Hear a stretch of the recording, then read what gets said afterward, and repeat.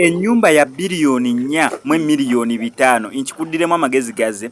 Ennyumba ya Bebe Cool gye yagiguze biliyoni 4 mu miliyoni 5. Obaliriramu awo akakadde ka dola zonna zonna osobodde okubeera ng'ofuna z'oboteekawo mu comment section. However, kuliko n'ebirala ebigenderako by'oyinza okugamba ensonga za chairman ate eno land transfer ate simanyi ekyapa buli kimu biliyoni 4 mu miliyoni 5.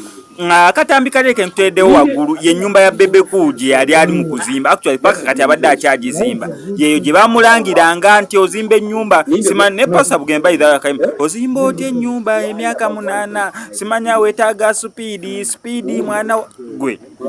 Yeyo ennyumba ya Bebe Cool gy'olaba kola olunaku yali ali mugirambuza Dr. Jose Chameleone wali waggulu mu kavidiyo kati eno gye yaguze. Bannange the one who laughs last laughs best.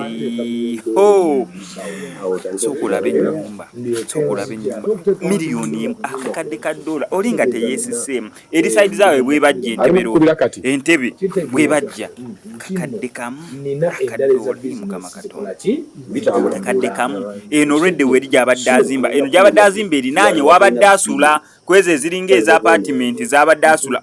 Bannange Bebe Cool twagaza soko lya akatambi kanene mwe yali ng'ayogera ku nnyumba ye ng'agirambuza omukulu Dr. Jose Chameleone.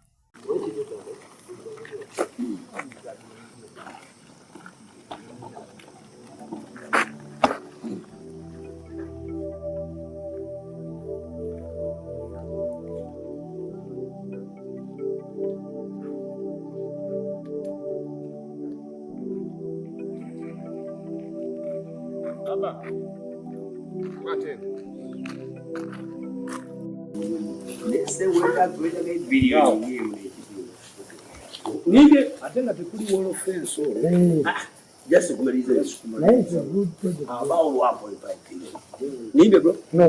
Very nice. Yeah? Very good project. One about 1.5 billion.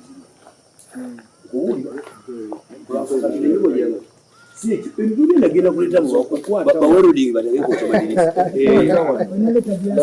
Kukwata wano. Napinga ne mama wako. Nimugamba mala kuteeka $1 million mu musawo. Awo taliko kufikiria. Ndio kenzija. Tukuteeka $1 million ku nyumba kwenso. Kitegeeza nina ndi mu mukubira. Ali mu kukubira kati. Kitegeeza ntinno nina endala za business zikola ki bitambula. Okitegeeza. So ngenda kuwulya bro. Wano nga tolina billion. Kutandika okwemoolamola. Abogenda kukaaba amazita.